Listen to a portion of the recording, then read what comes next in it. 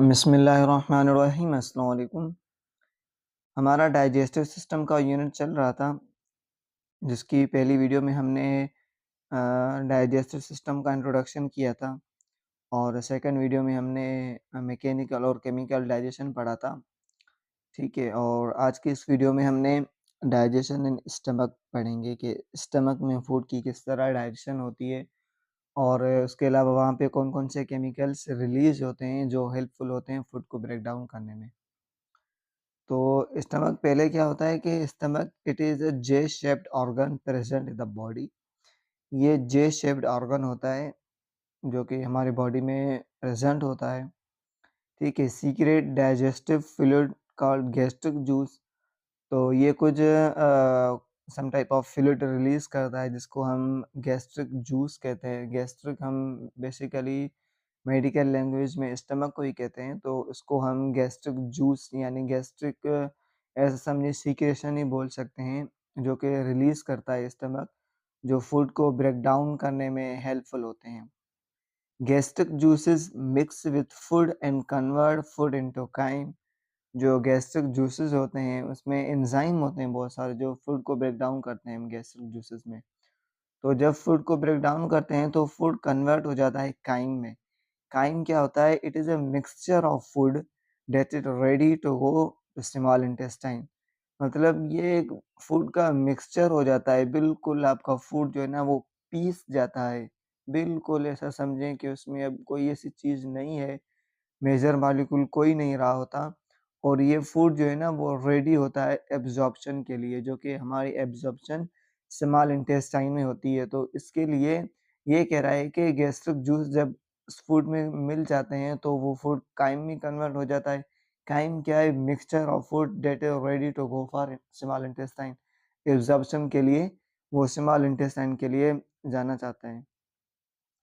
अच्छा, तो ये देखें, ये फूड की मूवमेंट है। हमने लास्ट वीडियो लेक्चर में ईसोफेगस तक पढ़ा था, सॉरी स्टमक तक पढ़ा था कि फूड जो है वो हमारा स्टमक तक पहुंच गया था। तो उसके आगे ये देखें, ये ईसोफेगस है और रिलैक्स मसल है। ठीक है, ये येलोइश कलर का फूड आपको नज़र आ रहा है।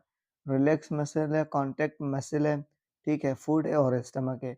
अब इस रिलैक्सेशन और कॉन्ट्रैक्शन ऑफ मसल्स को हम कहते हैं पेरास्टाल्सिस मूवमेंट। क्या कहते हैं? पेरास्टाल्सिस मूवमेंट, जिसकी वजह से फूड के अंदर कभी कॉन्ट्रैक्शन आती है और कभी रिलैक्सेशन आती है, जिसकी वजह से फूड जो है वो मूवमेंट करता हुआ आके पहुँच जाता है हमारे स्टमक तक। फिर स्टमक में वहाँ पे फूड की ब्रेकडाउन होती है, फिर ये स्मॉल इंटेस्टाइन, लार्ज इंटेस्टाइन तक जाता है, तो वहाँ पे भी ये पेरिस्टाल्सिस मूवमेंट उसकी जारी रहती है, यानी कॉन्ट्रैक्शन होती है, कभी-कभी रिलैक्सेशन होती है मसल्स की, जिसकी वजह से फूड जो है वो ईज़िली मूवमेंट कर रहा होता है आगे ऑर्गन की तरफ से। ठीक है? तो इसमें कह रहा है स्टमक के हवाले से the stomach is a vital organ in human body system. एक वाइटल ऑर्गन है स्टमक, जो कि रिस्पॉन्सिबल होता है break down and digestion of food के। सो ये locate in the upper left region of the abdominal cavity. ये आपके अपर लेफ्ट रीजन में मौजूद होता है एब्डोमिनल कैविटी में।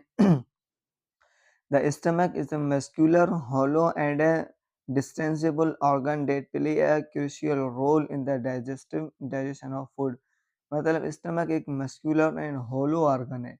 होलो इसे कहते हैं जो अंदर से बिल्कुल खाली हो। स्टमक भी अंदर से बिल्कुल खाली है, जिसके अंदर फूड पड़ा रहता है, जो जिसकी ब्रेकडाउन होती है फूड की डाइजेशन के लिए। सही है, तो ये स्टमक है।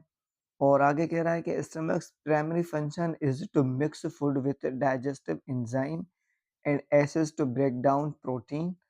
अच्छा, स्टमक का प्राइमरी फंक्शन जो होता है वो फूड को ब्रेक डाउन कर रहा होता है एंजाइम की मदद से। ठीक है, किस लिए ब्रेक डाउन करता है? क्योंकि उसके अंदर जो प्रोटीन वगैरह हो, कार्बोहाइड्रेट हो, फैट हो, वो स्मॉल मॉलिक्यूल में हमारी बॉडी इजीली एब्जॉर्ब कर पाए। ठीक है, क्योंकि अगर लार्ज मॉलिक्यूल होगा वो हमारी बॉडी इजीली एब्जॉर्ब नहीं कर पाएगी, जिसकी वजह से हमें वो एनर्जी, वो मिनरल्स, वो विटामिन्स हमें नहीं मिलेंगी जो उस फूड में होंगी। ठीक है, तो इसके लिए फूड को क्या करना पड़ेगा? फूड को ब्रेक डाउन करना पड़ेगा छोटे-छोटे पीसेस में, बिल्कुल उसको चक्की में जिस तरह आटा पीसता है ना, तो फूड की भी कुछ इस तरह स्ट्रक्चर हो जाती है, बिल्कुल आटे में जिस तरह पीसता होता है ये स्टमक फूड को। सेकंड पॉइंट में आ रहा है कि the stomach lining secrete mucus. Stomach की जो इनर लाइनिंग होती है वो म्यूकस को सीक्रेट करती है। म्यूकस क्या है? एक फ्लूइड है, ठीक है। और पेप्सिन पेप्सिन क्या है? ये एक्टिव फॉर्म ऑफ एंजाइम है जो कि हमारे प्रोटीन को डाइजेस्ट करती है। And hydrochloric acid HCl। HCl का स्टमक में 2 फंक्शन होते हैं। एक तो ये होता है कि ये एसिड है, तो हम फूड खाते हैं इसकी वजह से अगर कोई पैथोजन वगैरह बॉडी में इंटर हो जाता है तो ये HCl की वजह से उसे खत्म कर देता है HCl। दूसरा ये फंक्शन है इसका कि ये जो पेप्सिन है ना, ये पहले इनएक्टिव फॉर्म में होती है, पेप्सिनोजेन में होती है। तो ये जब एसिड उस पे रिएक्ट करता है तो पेप्सिनोजेन कन्वर्ट होती है पेप्सिन में, जो कि एक्टिव फॉर्म है एंजाइम का, जो कि हमारे प्रोटीन को डाइजेस्ट कर देता है। सही है? Which work together to digest food. ये तीनों आपस में मिलके काम करते हैं जो फूड को डाइजेस्ट करने में हेल्पफुल होते हैं। Pepsin break down protein into peptide and amino acid.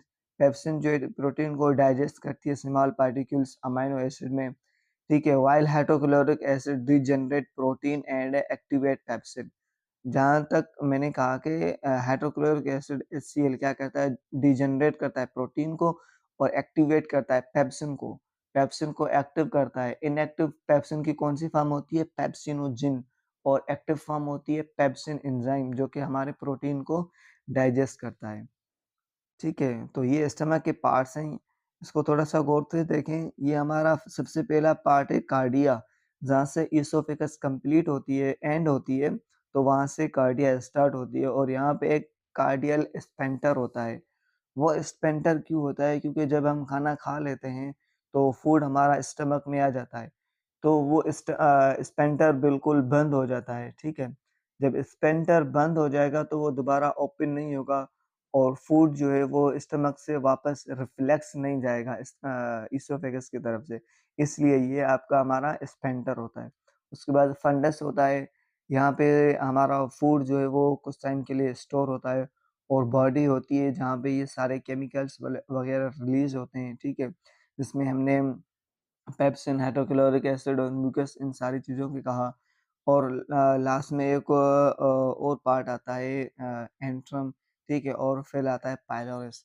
Pylorus का भी मेजर पाइलोरस पर ऊपर भी एंडिंग पे, स्टमक के एंडिंग पे भी एक स्फिंक्टर होता है, जिसे हम पाइलोरिक स्फिंक्टर कहते हैं, जिसका फंक्शन ये होता है कि वो फूड को सम टाइम के लिए स्टोर करता है स्टमक में, बंद रहता है। क्यों बंद रहता है? क्योंकि उस फूड को बहुत कुछ टाइम के लिए स्टमक में रहना होता है, ब्रेक डाउन करने के लिए, छोटे-छोटे पीसेस में कन्वर्ट करने के लिए, फूड को काइम में कन्वर्ट करने के लिए ये स्फिंक्टर बंद रहता है।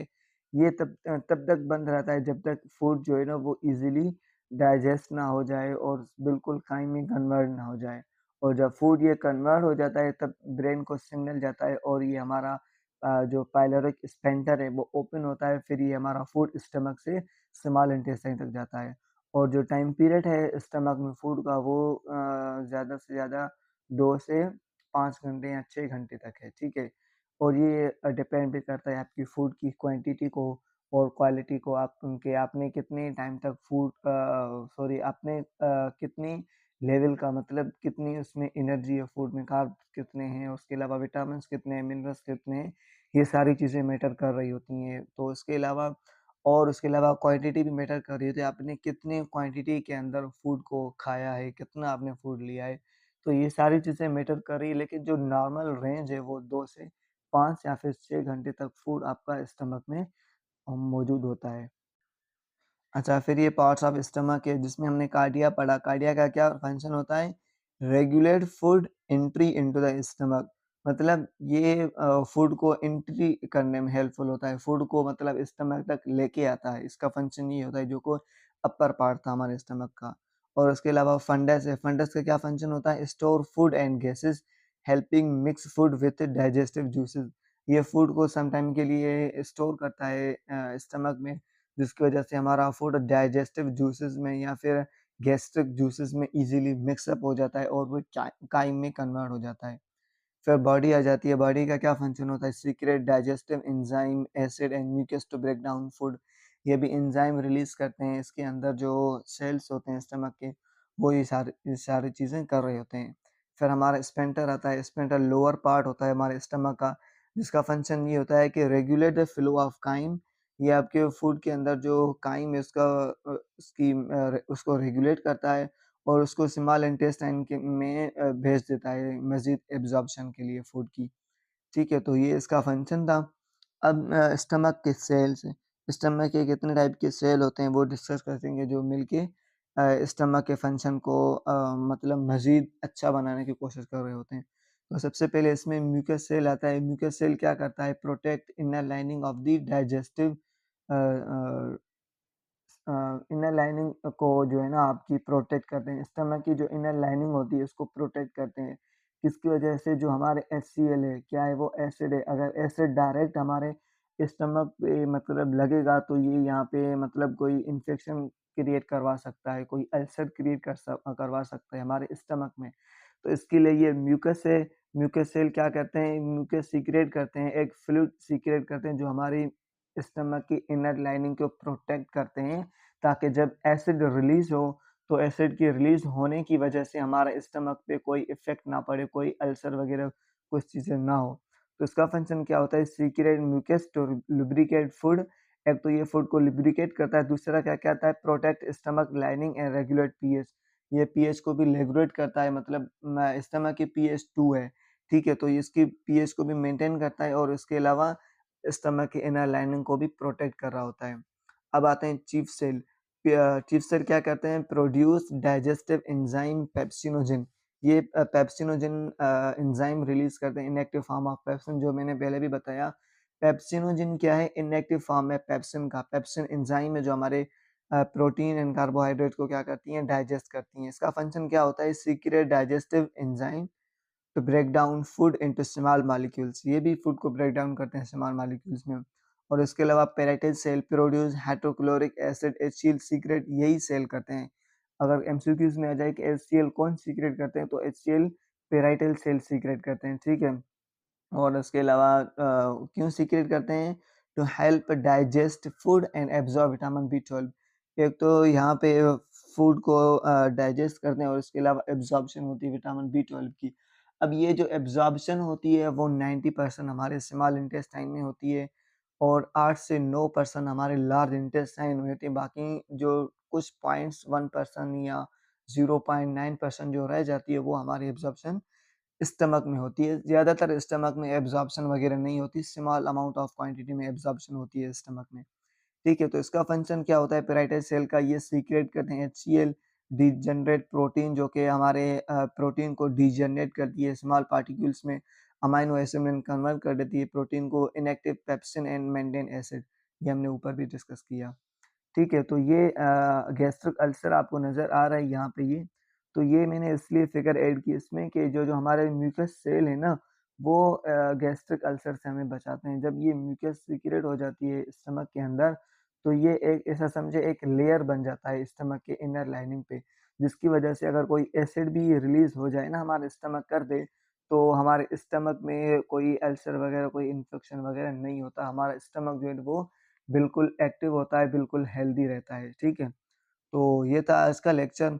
इंशाअल्लाह आपको उम्मीद है आपको ये वीडियो लेक्चर अच्छा लगा होगा और कोई डाउट वगैरह हो, कोई क्वेरी हो, कोई चीज़ आपको समझ में नहीं आ रही हो तो आप वो कमेंट सेक्शन में पूछ सकते हैं। तो मिलते हैं अगली वीडियो में, तब तक के लिए अल्लाह हाफ़िज़।